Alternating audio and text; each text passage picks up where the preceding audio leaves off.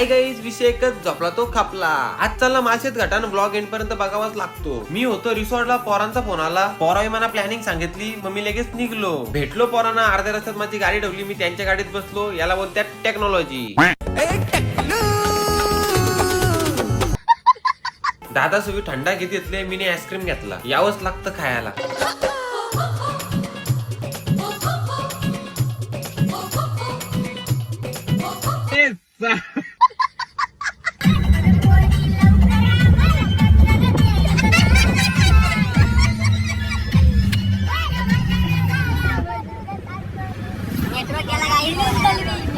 Damage हो गया guys, damage मस्त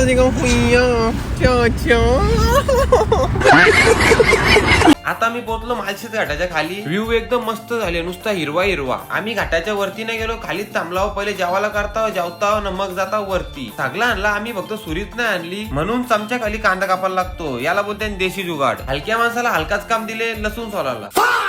mini घेतले चिकन धुवायला, तो पण डायरेक्ट धरणावर. ओरिजिनल लाईफ बोलते. थांबा जरा नीट धुवून दे, नाही तर एकदम पीस वाया झाला. आमची पार्टी चालू झाली आणि पाऊस पण चालू झाला. काय बोलायचं आता, जाऊ दे, त्याच दिवस आहे. कापारा विषय, कापारा गाईस, कापारा नुसता कापारा गाईस. नुसती आदावत झाली, इकडे बघा, नुसती आदावत बोलते.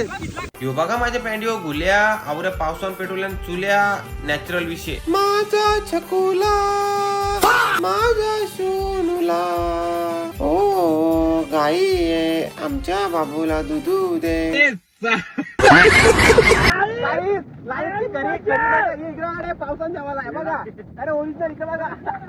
ही खरी आयुष्याची मजा आहे, जी हॉटेलला जेवून नाही, अशा पावसात जेवून मजा येते. नुसता नॅचरल विषय, नुसता नॅचरल.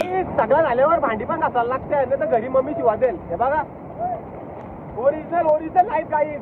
कधीतरी अशी लाईफ जागा मजा येते.